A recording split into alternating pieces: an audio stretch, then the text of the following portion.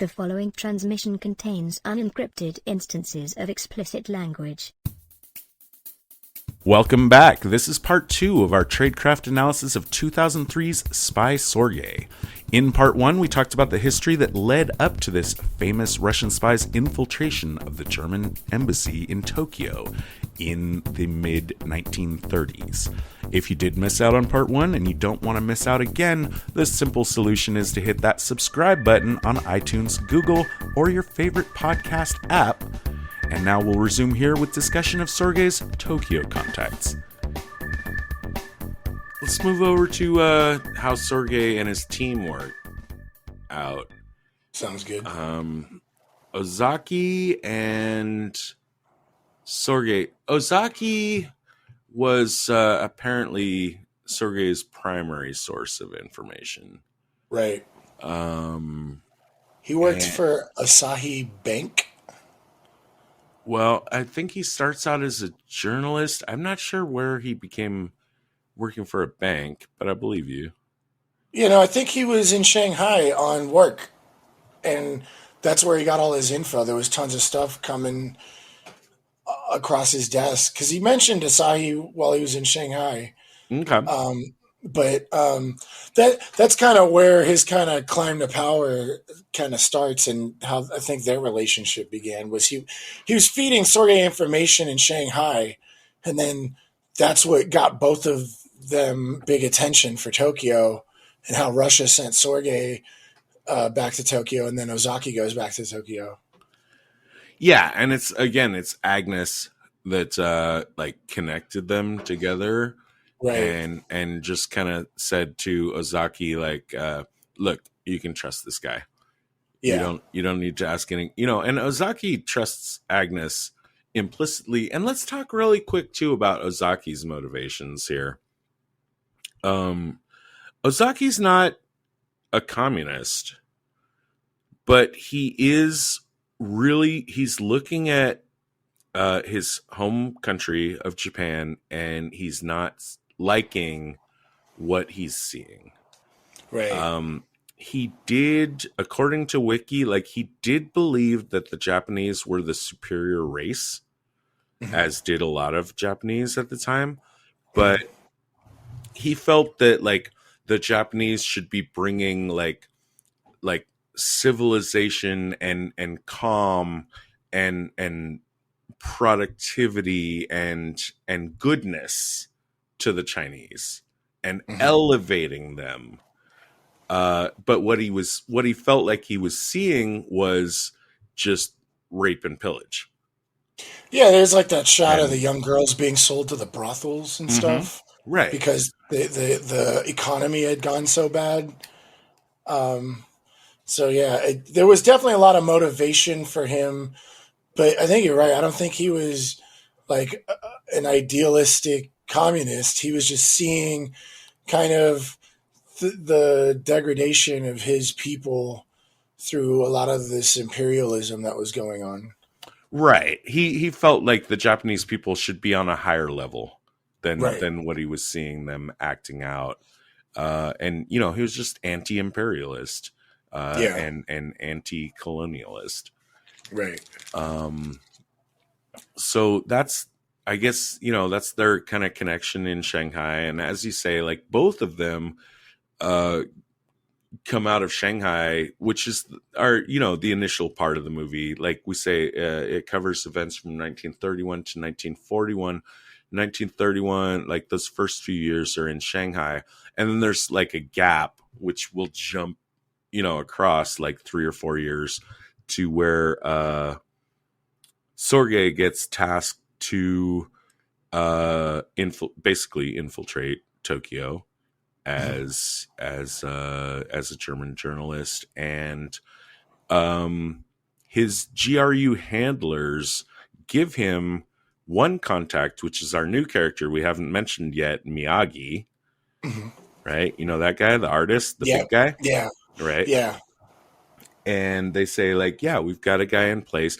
And actually, I never found out what Miyagi's motivations were or inspiration was. I Well, we don't. do find out later from the Americans that he's like a named communist. Oh, that's right. Oh, And right. I, Yeah, I yeah, yeah. did a little searching on him, and apparently he was a member of the U.S. Communist Party or something. Oh, right, because he had spent time in Southern California. That's right. Right. He talks Yeah. to is it the conversation he has with Ozaki where he says like in the US like people treat us like lesser.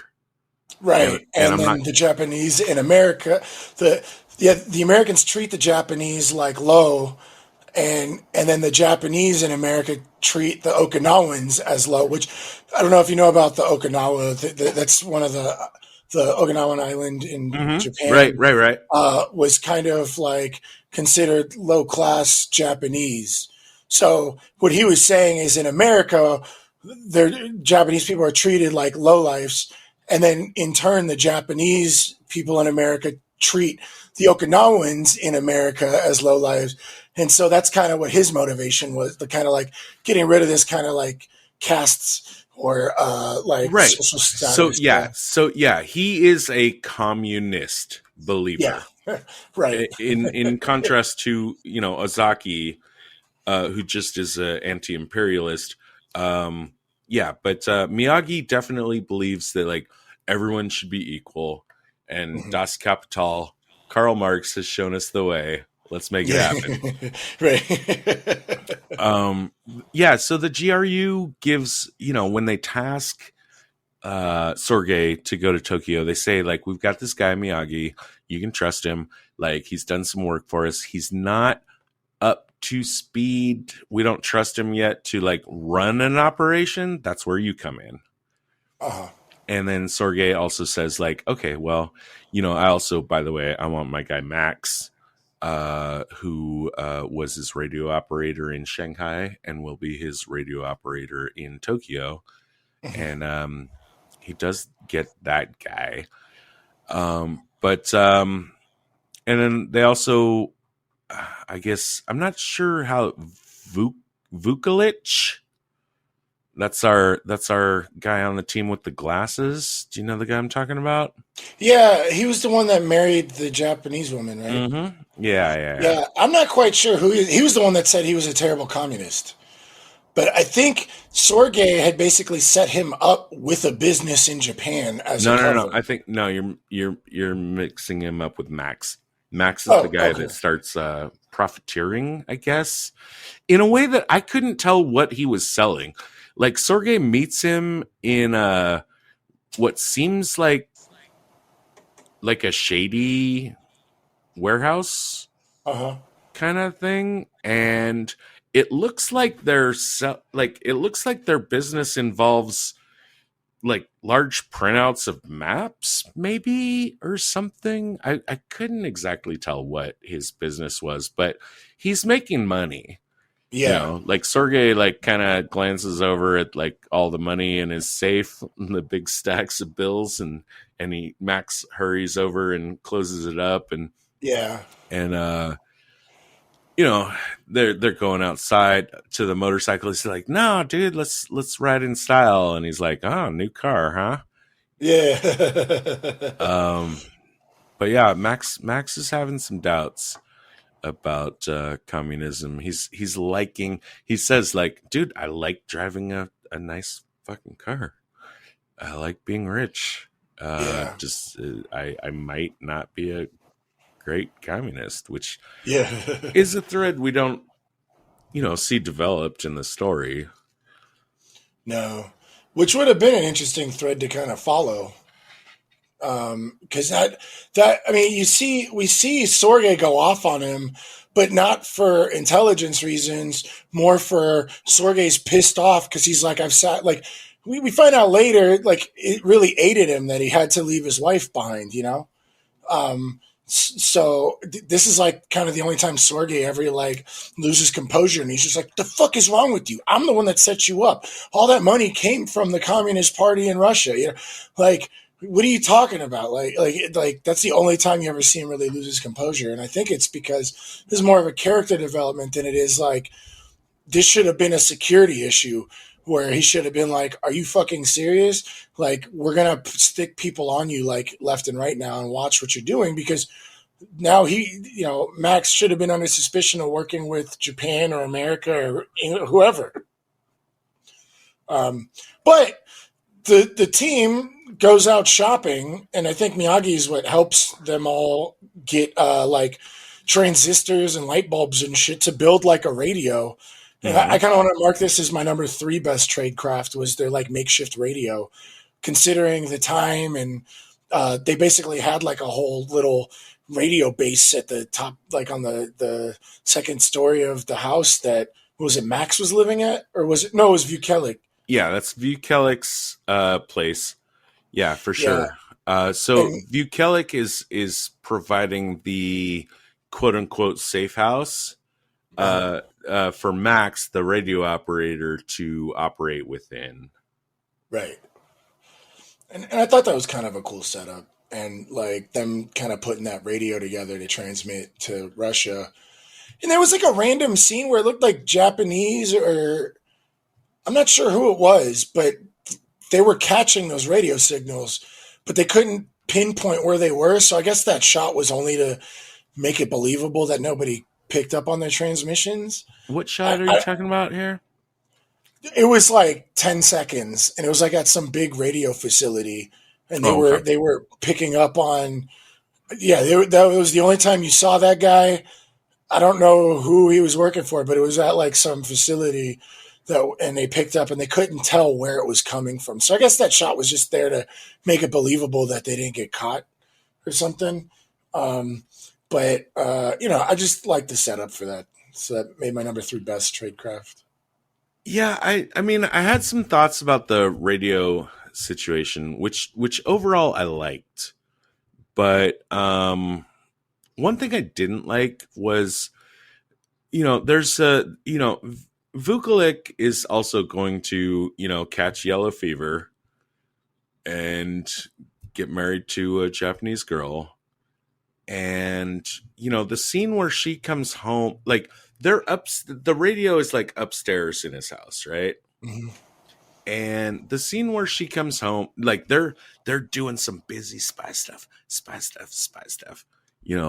communicating on the radio. And when she comes home, and he has, he says, "Oh, we have some guests."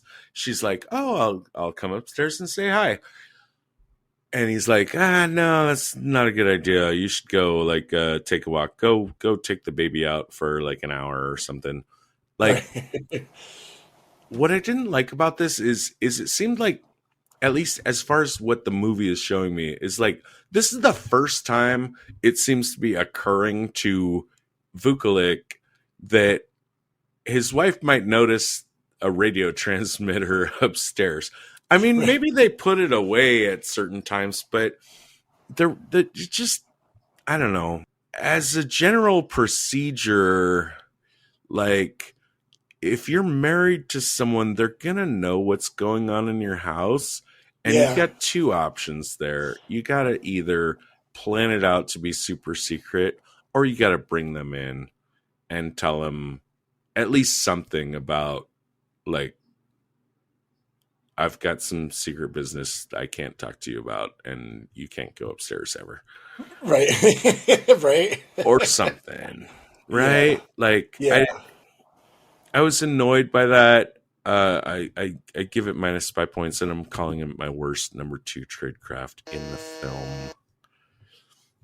The other thing about the radio was, there's a scene where they're, apparently not able to transmit from Vukelic's upstairs thing. And do you remember this? Like, where they're in the car and Vukelic needs to like raise up like a makeshift antenna. Mm-hmm. And then, someone's on guard and saying like, "Oh, here comes a guy." And even though it's like just a drunk guy that's going like, blah, blah, blah, they're like, "Oh, shut it down. Hide the antenna." But I would have liked that scene a lot more if I had any clue why they were needing to try this like makeshift kind of thing. I thought it would have made it a better spy story for me. Absolutely. I agree. Now we've talked about the fact that we've gone in a lot of circles without really talking about Ozaki, and Ozaki is someone that Sorge is going to get tasked to Tokyo. He is going to think that Ozaki is a guy because he knows him from Shanghai that might be a good asset. And he does this well, plus spy points. It's Miyagi that goes and susses out Ozaki's situation and says, like, Mr. Johnson would like to talk to you. And they take a train ride out into the countryside. And they have their meeting in Tokyo. I mean, they know each other, but Sorge is like, I'm still Mr. Johnson to you. Right. You don't really need to know who I am.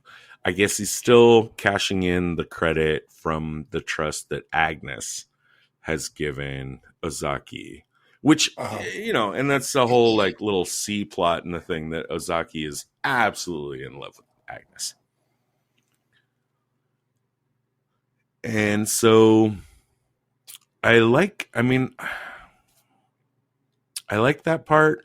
I like that it's gonna stay as Mr. Johnson. Ozaki does ask, like, who do you really work for? Sorge says, do you really want to know? Ozaki says, thinks about it, says, maybe it's best if I don't. Right. And I don't know, I don't think we see a lot of Ozaki and Sorge actually meeting up or making plans together. But I don't know. That's the movie. But apparently that was his biggest source. Ozaki is doing like the parallel thing that Sorge is doing, like with the Nazi Party, of just being so good at his job that he's naturally rising into theaters of power and decision making. Ozaki's doing the same thing, right? Absolutely, yeah. The government came to him because of his work with the bank. They wanted him to leave his job and come work with them. Yeah, I mean, there's a scene at the Imperial Palace where, I don't know, there's a couple. I'm gonna freely admit, like, there's a whole section of Japanese characters in this film that I don't actually understand what they are up to. Right. But there's, at the very least, there's a couple of guys I call the plotters that are dragging, taking the opportunity to pull Ozaki into their orbit and saying, you could do great work for Japan if you could be our eyes and ears. And part of that, apparently lands him a job in the research department of the Osaka Railway Company, which is a big part of the war effort. And that's a place where he, again, doesn't aspire to infiltrate these centers of power, but just by being so good at his job, he's invited in to the closed room meetings where the big decisions are being made. And I guess, he's passing that information on to Sorge.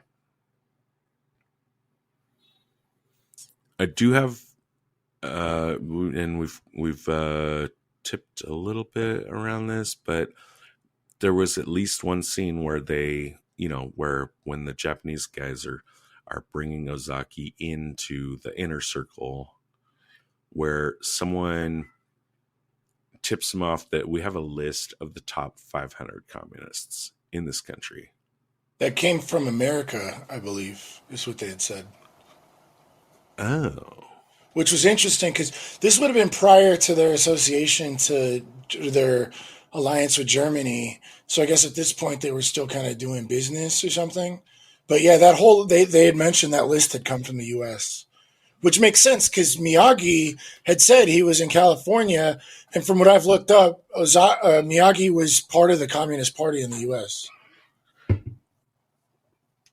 Right. And Sorge had specifically told told Miyagi, as part of his, general operational procedures, like, you need to cut ties with any communists, like, Yeah, at the get-go. But this is not enough to keep Miyagi off of the list of top 500 communists in the country. right. And we established that he's on that list. Ozaki is given that list. Ozaki should have noticed and let Miyagi know, and maybe Sorge as well, that Miyagi is on this list. Right. If he was working at that level, he probably would have seen that, or he would have been talking to him when Miyagi was talking about being in America. He probably would have mentioned it. So I would say he should have cut ties at that point. It was probably a bad idea. Yes, and I think this would be even more reason for Ozaki to be really careful about meeting Miyagi. Like, Right. what we see is that they meet at Ozaki's house. And I can think of all sorts of reasons for that to be suspicious and bad. Mhm. But the fact that Ozaki was given a list of the 500 top communists in Tokyo and Mhm. Miyagi was on that list is absolutely a reason to make this my number one worst tradecraft. That's a good Don't one. don't invite that guy to your house. Yeah. No, definitely not.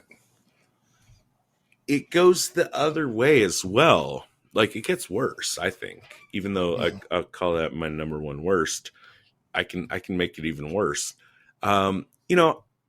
I didn't see Miyagi making any social calls to Ozaki prior in the movie to the scene at the end, and then this is right after Miyagi, like, is starting to think he's being tailed. Mhm.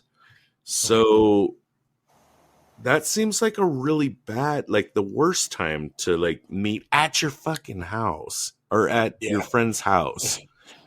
Like, don't do it. Minus spy points. I did like. Okay, I did like that. Okay, Miyagi is an artist, Mhm. right? He's a painter. He's always got his sketchbook out. I did like, and I'm giving my best, switching over to using that excuse to observe the harbor. Yeah. I think that's a good. I think that's a great thing to have out in front of you, and especially if that is your cover, that you're an artist and constantly, like, got your sketch pad out. Like, if you want to observe an area for a long period of time and have a natural reason to be doing it, Uh-huh. well, if you're working on a drawing of the harbor, Right. that's a pretty good excuse. I'm going to call that my Yeah. number two best. That's a good one. Funny enough, there was a anime that I saw in this corner of the world.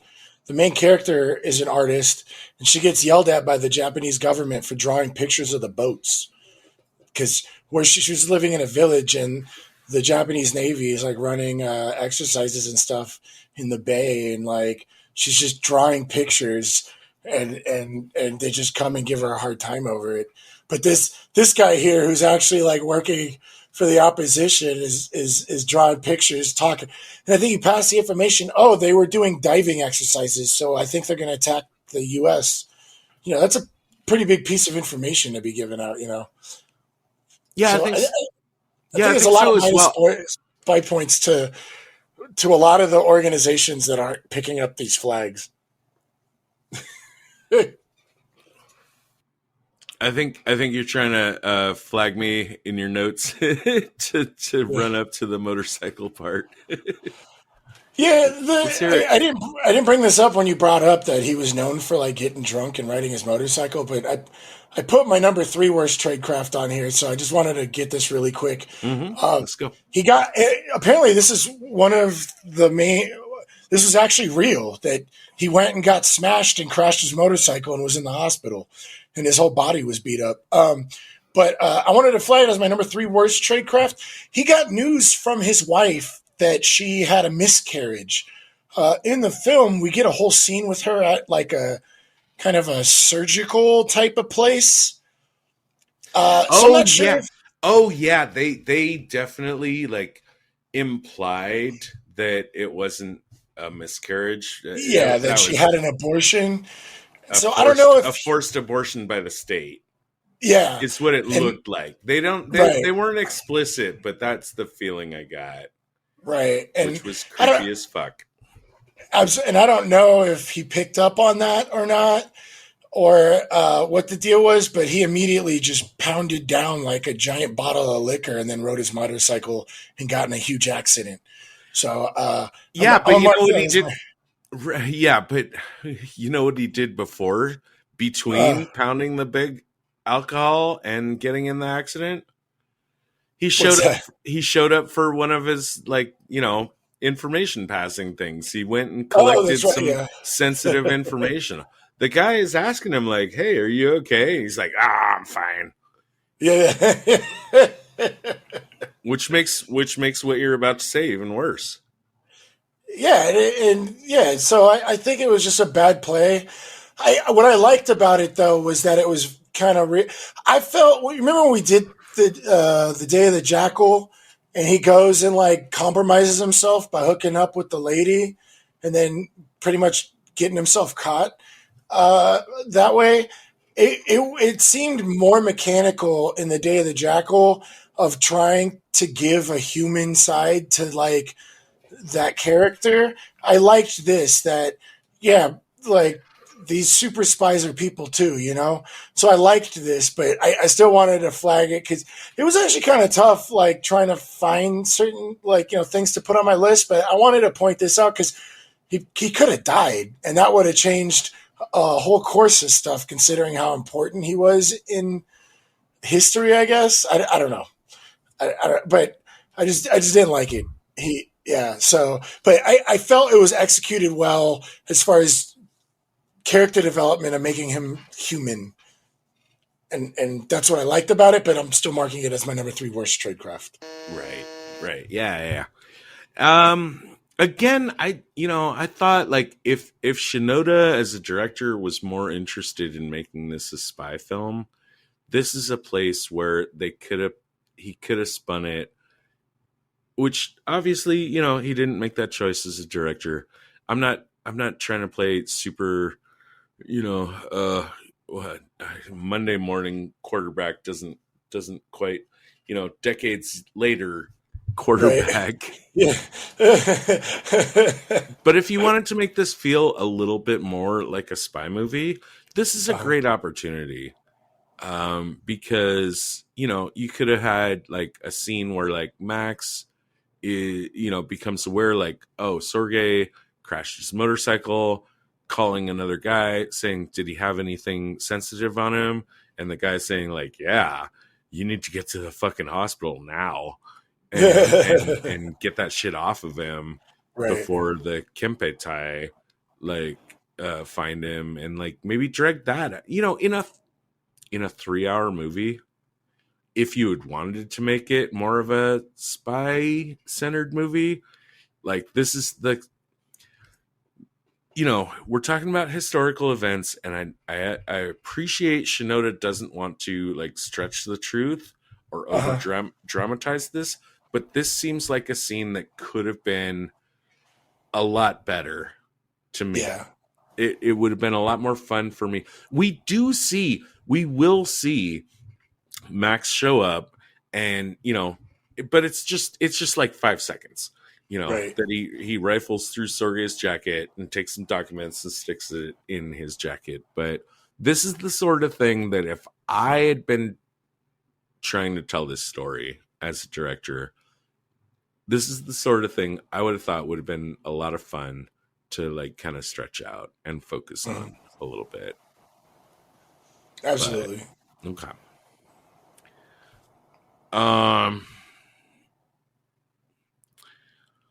What's next? I mean, we talked about, okay, so Miyagi was, I think very cleverly covering his observation of the military activity, the military practice over the harbor under the cover of his sketchbook. But he is being observed at this point, and he's being observed by people that are a lot more subtle than the spies that we saw in Shanghai, which were our classic, like, we're just going to stand here really obviously on a bridge in our dark coats and our black glasses and our black hats and like make it really obvious that you're being observed. These guys are being a little more subtle about it, but definitely, like, Miyagi's blown.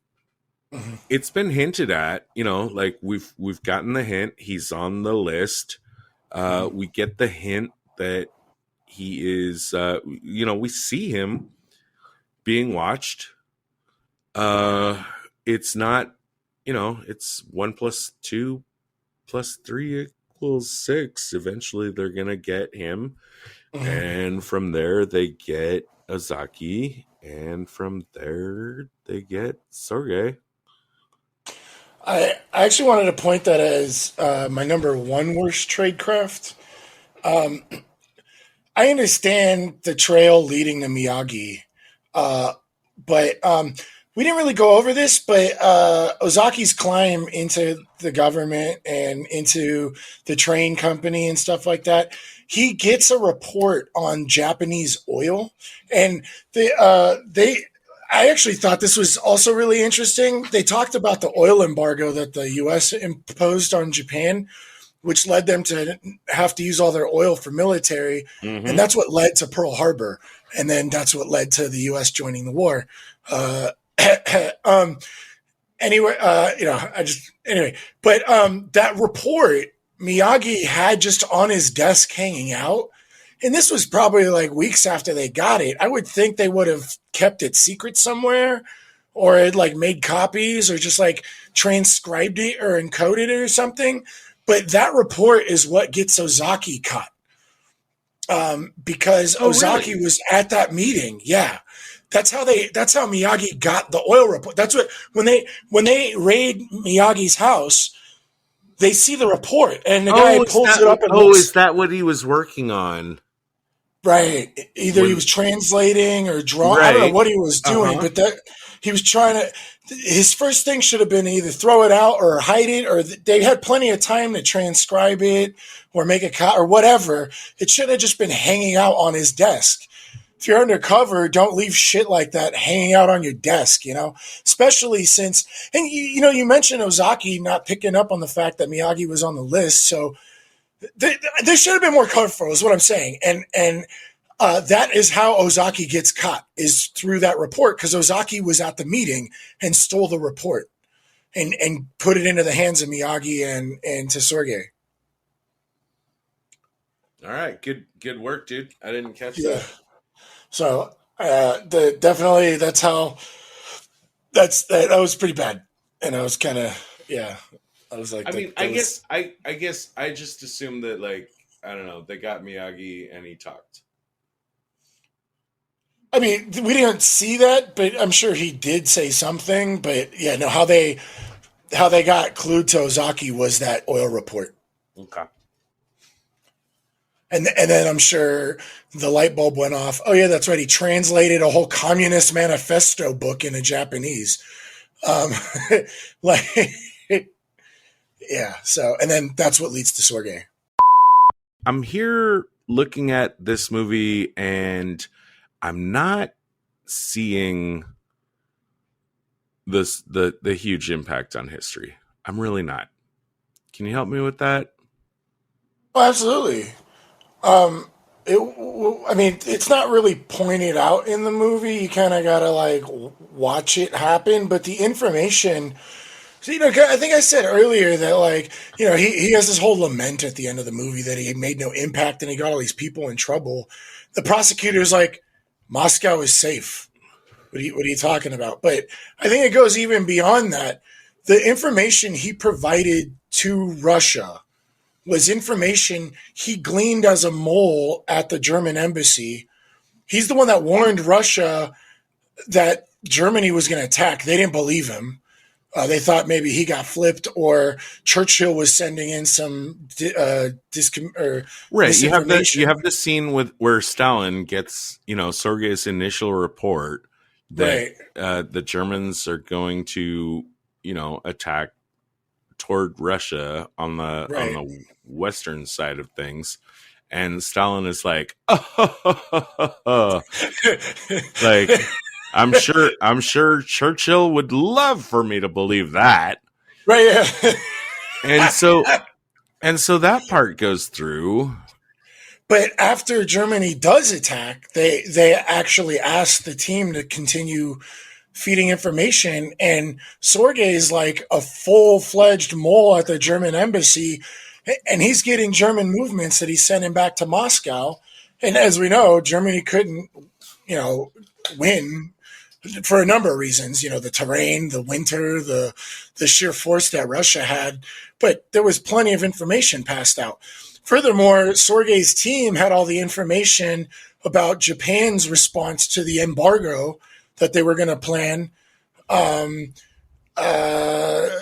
There's a lot of information, like, how Japan was going to try and march into China, and how Japan was going to march into Siberia, and they didn't. And had they, that might have shifted the war. So it's not explicitly shoved in your face in the film, but a lot of the information that the film tells you that Sergei's passing on to Moscow very well could have prevented like the access from winning, or at least been an enormous part of it. I mean, like, obviously that's not what won the war. Like, there's a lot of things that won the war. I don't think any one thing could have won the war. You could say, oh, Alan Turing's decrypting. You could talk about the Queen Mary and Queen Elizabeth, like, boats that, like, brought American soldiers so quickly to, like, whatever. You could have talked. There's so many different things you could talk about, but, like, all of these things kind of added up. So even though he has this whole, like, ironic lament of how he didn't get to, spread communism, he prevented the spread of fascism and imperialism, which I think is a big deal. But that's what I think that's what Shinoda was going for in this film. Was it's a story about this guy's life, and like you said, he's checking off the historical boxes of the pieces of history that he was in. And if you look at what he was doing during these time periods, you could kind of just piece together the impact of what his intelligence provided. But on the other side, I kind of agree with you. I'm not really sure that the film portrayed him as this like giant icon of an intelligence agent. I want to say this. I've played Axis and Allies, and I've never seen that it would possibly, at least in that board game, I've never seen that it would possibly be feasible for Japan to attack Siberia. So maybe probably have to come in through China, maybe. I don't know, getting across the ocean. You just go up north. Right. Now, maybe the game is designed that way because it's a historical fact that Japan chose not to. Right. But I don't. It's difficult for me to imagine the counterfactual, like if you take Sorge, if you can pluck him out of history, if you can delete him from history, I am not seeing how history changed. And I guess, I'm taking it, like, where I'm at is I'm taking it on faith that he did. The movie did not sell me the story that Richard Sorge changed the course of history. Whether or not he did, like, I'll go to, like, I would say the wiki was more interesting to me than the movie. I don't think the movie made the case. Yeah, that's kind of where I agree with you. Where the film didn't portray him as the super spy. I think it just kind of gave us the story of his life and like what he kind of went through and like the people he met. Like you said, it was just checking off kind of historical check boxes. But I think if we had a better idea of that side of World War II history, as far as like that side of the globe, I think it would have been more impactful for us to see each of those, because I think both of us growing up in the United States, like our whole view of World War II is like D-Day, the atomic D-Day. bomb, D-Day, yeah, D-Day, the atomic bomb, the war's over. That's it. You know, that's the, and then you know, being in LA, you go to the Queen Mary and they're like, yeah, Queen Mary and Queen Elizabeth were bringing soldiers like so fucking fast. Churchill was like, the war ended 4 years earlier because of it, you know, or whatever. And like, this is kind of what we're told. But I think if we had we were more versed in that side of the World War II history, like I think his life would have seemed more of impactful to us because it's not spelled out for us, you know, in this film. It's just, here's a guy, he kind of gets asked to work here and there. He does this stuff. He bones a bunch of chicks, you know, like he makes some buddies that he's kind of like working with, and then the war's over. You know, but it's like, well, the war's just beginning at the end of this film. Well, like, I mean, right. it's Poland. It's I mean, the film ends like Sorge and Ozaki get executed in 1941. That's a year after. It's definitely the Japanese have definitely like just joined the Axis. It's a year after the first incursion, like the invasion of Poland by Germany. So this is the beginning of World War II. The most of the movie, but the end has the whole montage. For the Japanese. Like the Germans have like started the war like a year earlier, but here's where the Japanese are coming in at the end of this film. Well, the film ends with the whole montage of Pearl Harbor and then the bomb and all that stuff. So you're right. Like the movie is the beginning of World War II, and then it just gives us a quick, you know, overview of all of World War II. But that's what I'm saying. I think his work is kind of what kind of set the stage of the downfall of Japan and Germany, but it wasn't like just shoved in our face. You know what I mean? That's what I'm saying. I think if we knew more about that side, we would have been like, oh, well, yeah, of course, you know. It all makes sense now, you know, but no, I agree with you. It wasn't really, it didn't sell us, is I think what Todd said. Agents, please report for debriefing on this operation. The director will see you now. Just as far as like, enjoyed the movie.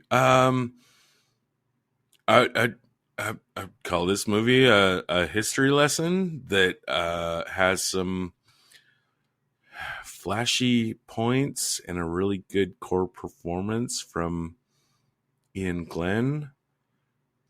I don't think, I don't ever need to see this movie again. At 3 hours, I think there's a lot that could be cut out. Maybe I'm just not the audience for this movie, but yeah, this is a 2 for me. I'm not mad that I watched it, you know, and I watched it twice, but I honestly feel like the 6 hours of watching the movie would have been better spent on cruising, reading Wikipedia and learning stuff. That's me. I enjoy, this is kind of what I want history films to be like. I know it's not popular and it probably doesn't sell well, but I I enjoyed it. I didn't enjoy it as in like this is going to be my all-time favorite film or something I'd recommend. So I'm probably going to go with a 3 on this. But if I go see a history film, this is kind of how I want it to be, rather than just kind of like we're going to make a story and then just sprinkle some historical elements into it. So I think I liked it a little bit better than Todd, but I feel Todd on like I probably would have enjoyed reading about all of this stuff rather than watching it. But there was a lot of good, shots. I felt like there was a good atmosphere to it. You know what I mean? Like I don't feel like kind of robbed of 3 hours. It was kind of calming just watching it. You know what I mean? Like I wasn't wowed. I wasn't like blown away, but it was kind of like nice watching it. Like I enjoyed watching it. You know what I mean? So I think I'm gonna go with a 3 on this one. All right. Before we get to Tradecraft, I'm gonna say again that I feel like that it was a less like a more innocent age, like the Cold War kind of stuff that we see, like with the CIA and the KGB that we've talked about a lot, like is some complicated wilderness of mirrors kind of stuff that is not present in this film, and appropriately so, because this is kind of like before people really were catching on to how much damage or how much intelligence like a well-placed agent could do. Mm-hmm. That said, my best tradecraft of the movie, I didn't get to mention while we're talking about it, so I'll flag it right now. When Otto comes to, like I said, like Colonel Otto, total fucking bro with Sorge. Mm-hmm. And he comes to him and he says, like, listen, I have a whole thing. Now that I'm the head of the embassy, I'm going to need a lot of help with getting messages to Berlin, and I need some help with encryption. Can you help me? And Sorge is like, well, it's not something I know anything about, but I'll try to help you. Yeah, right. A dumber spy would have said like, oh, dude, encryption? I'm your man. Yeah. I can help you with that. Because Sorge does absolutely no encryption. Right. But, just the way he consistently like plays it dumb, that's good, right? Yeah, absolutely. Okay. My number 2 was Miyagi using, if you're gonna want to observe an area over a long period of time and have an excuse for why you're watching it, the fact you're an artist and you like to sketch pictures of harbors, that's a good excuse. Number 1 best tradecraft from me is, it's going to be the same as your number 2, the maintenance of cover and never associating or using those easily obtainable assets and help from communist parties within the area that you're operating in. Yeah. Just don't talk to them. Have nothing to do with them. That's not your job. Someone else is doing that job. Your job is to observe and report and let us know what is really going on. 100% really good tradecraft.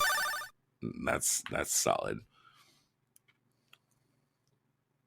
My number 3 best tradecraft was kind of like the makeshift radio they put together in their little kind of radio base at the house.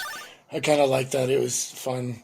My number 2 best tradecraft was Todd's number 1 was having no communist ties whatsoever. Definitely whatsoever. Then my number 1 best tradecraft was Sorge getting recruited by the German embassy. He didn't even try and get their attention. He wasn't talking to anybody. He just was doing a really good job as a journalist, writing articles for Germany. And then they came and approached him because of his knowledge of the area. And the fact that he was a World War I German hero was just kind of added to it. So I liked that a lot. What was some of your worst tradecraft? This is another one that we didn't get into detail on, but there's a scene at the end of the film with Ozaki and Sorge where they're basically like, I guess this is it. Like, we've done our job. And Sorge says, I guess I'll finally get to go home. And Ozaki says, well, would that be, are you going home to Moscow or Berlin? Right. And I could read this a couple different ways, but the initial impulse that I have to read this is that Ozaki still isn't 100% sure that, like, whose side Sorge is on. And if that is the case, and if that's what we're meant to believe, then Ozaki is an absolute fool for cooperating with Sorge in the first place. What I'm trying to say is it felt like, to me, a very, like, spy movie moment that doesn't suffer close interrogation. Yeah. Do you know what I'm saying here? Yeah, there's a lot of flags that were kind of overlooked by a lot of people. Worst tradecraft, number 2. I didn't like the way Vukovic handled, the fact he's got this radio operation going on upstairs in his house, and apparently just not thinking about the fact, like, well, I'm married now and I have a wife, and she might go upstairs. Number 1 is pretty harsh. Ozaki's given the list of the top 500 communists in the country. Miyagi's on that list. He should have noticed it. He should have let Miyagi know. He should have let possibly Sorge know. And he definitely, at that point, should not be letting anybody on the Kempei's list of the top 500 communists over to his house. Right. My number 3 worst tradecraft was Sorge just riding the motorcycle smashed with sensitive information after he found out about his fiance's abortion or miscarriage.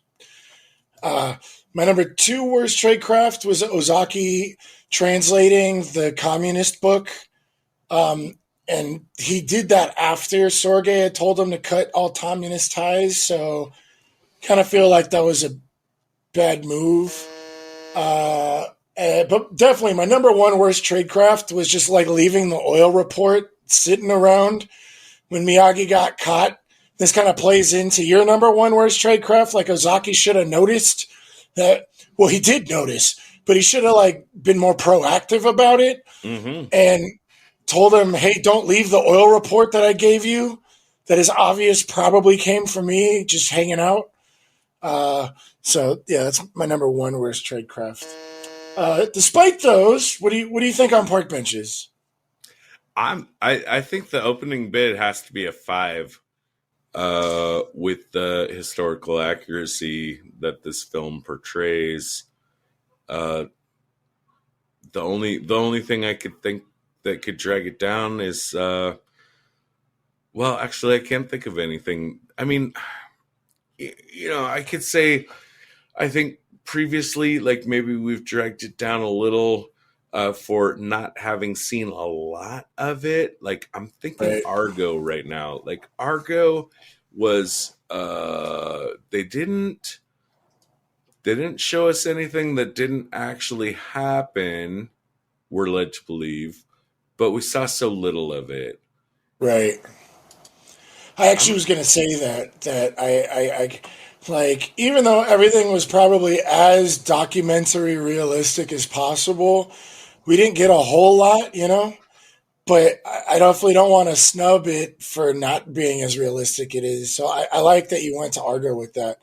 And even with that, we have a Most Wanted Man in Munich in the 4s. Do you want to just go with a 4? I don't think I can come down to a 4. I could meet you at 4.5. Why do you want to drag it down? Why what's your rationale for pulling it out of 5? Because I think what you just mentioned was just we didn't get a whole lot, and like you mentioned Argo, and then we're also talking about Munich, right? But if you're looking at a 4.5, I could go there because we have Taylor Soldier Spy 4.5, and I'm pretty sure that's not historically accurate, right? We got Pine Gap, Battle of Algiers, Day of the Jackal. Yeah, you want to go with a 4.5 then? I feel comfortable with that because Munich and Argo were more of a Hollywood storytelling with some accuracy, right? Versus this was pretty accurate, so that would kind of let it stay with Algiers. We just didn't get a lot of, like, the Battle of Algiers had tons of it, right? Yeah. Oh yeah, Battle of Algiers. Again, that's exactly another case of a movie that I thought maybe failed a little bit on my star rating of just like ticking off boxes of historical events and just making sure that everything lined up and that they couldn't be faulted for messing with the facts. 4.5. 4.5? All right. Yep. Sounds good. All right. 4.5. And that's Spy Sorge. And that's the end of our show. Thanks for listening. If you'd like to reach out to us, you can find us on Twitter at spies_like us. Visit us on our website at www.spieslikeus.net.